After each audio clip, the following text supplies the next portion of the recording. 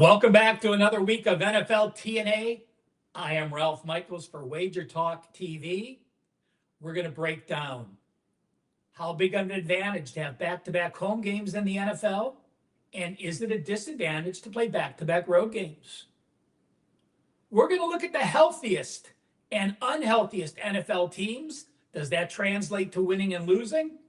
And we're going to finish it off with three monster systems: 66%, 71%, and 74%. So let's get to this week's NFL TNA. How many times do you read, oh, this team is in a positive situation because they're playing a second straight home game? Or it seems automatically people say this NFL team is in a negative situation because they're playing a second straight road game. Well, we want to dissect the data. And are those myths true or not? Let's take a look. I went back to 2019. You'll see on the left-hand side of the chart are those teams playing a second straight road game in the NFL. On the right-hand side, playing back-to-back home games. So blindly, since 2019, back-to-back away teams have outperformed back-to-back home teams. Back-to-back on the road, 51.2% against the spread. Back-to-back home, exactly 50%, 239 ATS wins, 239 ATS losses with 10 pushes. In the middle there, you see P:WF. That means their previous game they won as a favorite, previous game lost as a favorite, won as a dog, and lost as a dog. So in those categories, let's take a look below. You'll see I highlighted three records, one in green, two in red. Let's check them out. Looking at back-to-back away teams, if they lost the first game of a two-game road trip as a favorite, they have bounced back, which makes sense. 37 and 26 against the spread, 59%. But if they're playing back-to-back away games and they lost the first game as a dog, only 83 and 94, 47%. When we look at back-to-back home teams, you're going to see three of the four are right around the Mendoza line. But those teams, it is a small sample size with only 40 games. But those teams that won their first of two straight home games as an underdog, only 16 and 22, 42.1%. Below, you see I listed two separate categories. So these are questions people ask me very often. If an NFL team is playing a back-to-back home game versus an NFL team playing their second straight road game, guess what? The home team only 66 and 76, 46.5% against the spread. And in that same situation, if the home team is off a win and the away team is off a loss, guess what? The home team off the win is 43% against the spread. And we're going to talk about New England. They're away for a third straight game. Is that a negative? Yes, it is. While back-to-back road games are right around 50%, a third straight road game is a stress on the team. Those teams have only gone 43 and 54, 44.3%. And if you're playing a third straight road game and you're off a win, like New England is, they are only 22 and 38 with one push, 37% against the spread. So don't worry about fading back-to-back aways, except if they're off a loss as a dog. Do not give extra credence for teams playing back-to-back home games. Back-to-back aways beat back-to-back homes, but a third straight road is a negative. Guys, off another incredible football weekend. Listen to these numbers. My overall run, 43 and 25, 63%. College football, 31 and 15, 67%. College football plays 4% and 5%, 16 and 6, 73%. College football sides 4% and higher, 10 and 1, 91%. I cashed my 5% NFL play last week. I will have another NFL 5% teaser. NFL 5% plays 7 and 1, 88%. Since last October, a complete calendar year, number one at WagerTalk on football 5%, 18 and 5, 78%. And listen to this teaser record. All my teasers, 26 and 7, 79%.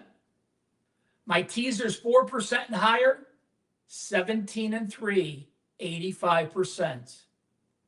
Grab my Weekend Warrior now. It's $49.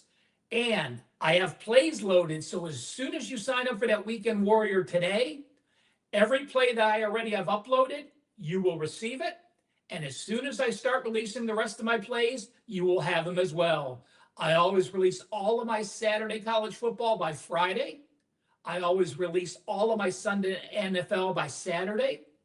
5%, 7 and 1, 88%. NFL teasers 4% and higher, 17 and 3, 85%. Number one at WagerTalk, football 5%. Don't miss out. The Weekend Warrior, only $49. And oh yeah, by the way, if I have a Monday NFL play, it will be included for free. Well, we know injuries impact NFL teams tremendously. But how hard is it to quantify how injured a team is? Well, this is a big chart, guys, and I will post this on Twitter at CalSportsLV. And here's what the chart is telling us for this 2025 football season. It has the first column, how many players have played at least one play this season? The second column, how many players have played at least one play on offense with the rank? How many players have played at least one play on defense? And how many players have played at least one play in special teams? You'll see the best teams are in green, those that have used the fewest players. So overall, the NFL teams that have used the fewest players so far, number one, Kansas City with 53. Number two, Green Bay, also tied for number two, the LA Rams. So those three clearly, heads and shoulders, we can say the most healthiest teams. To compare, KC has used 53 players. Detroit has used 65, 12 additional players overall. Now let's take a look at the offense. Atlanta and the LA Rams have used only 21 players on offense. 5 teams have used only 22.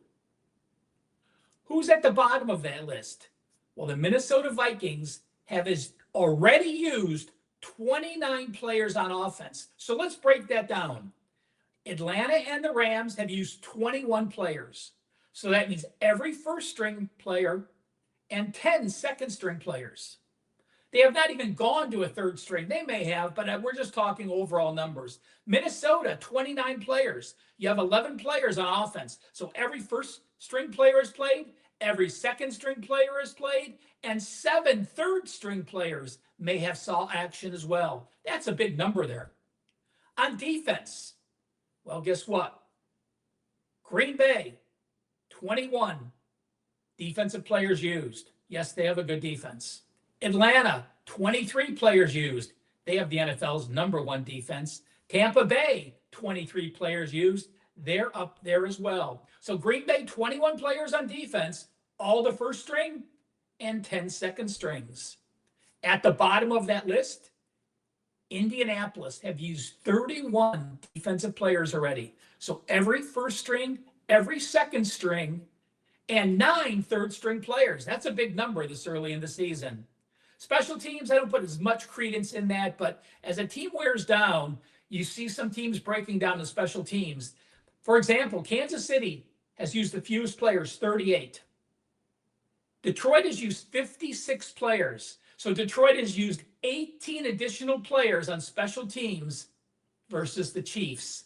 Massive, massive number this early into the season. Again, to take a look at this chart, head to Twitter at CalSportsLV, and I'll have it posted there for you to take some more time looking at it.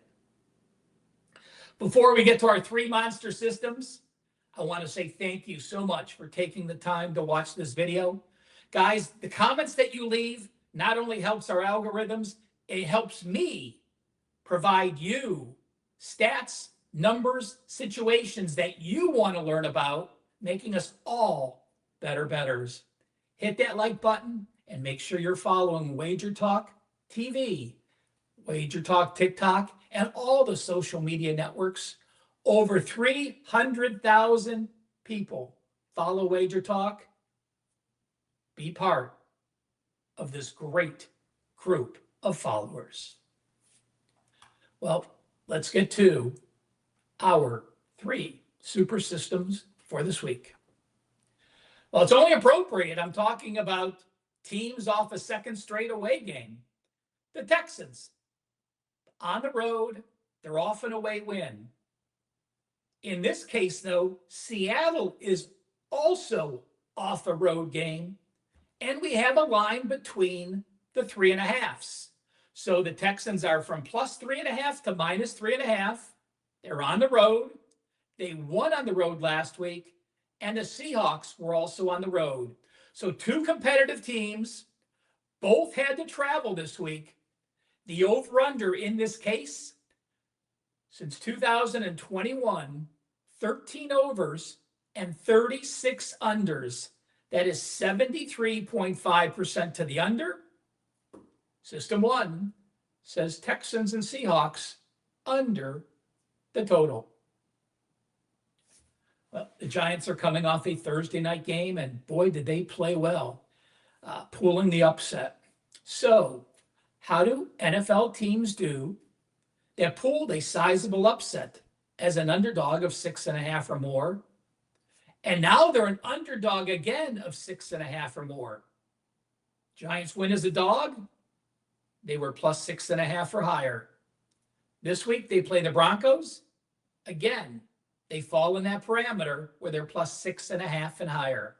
Since 2010, those NFL teams off that sizable upset and a sizable dog again, only 22 and 53 with one push, 29.3% against the spread. And FYI, they're only 6 and 70.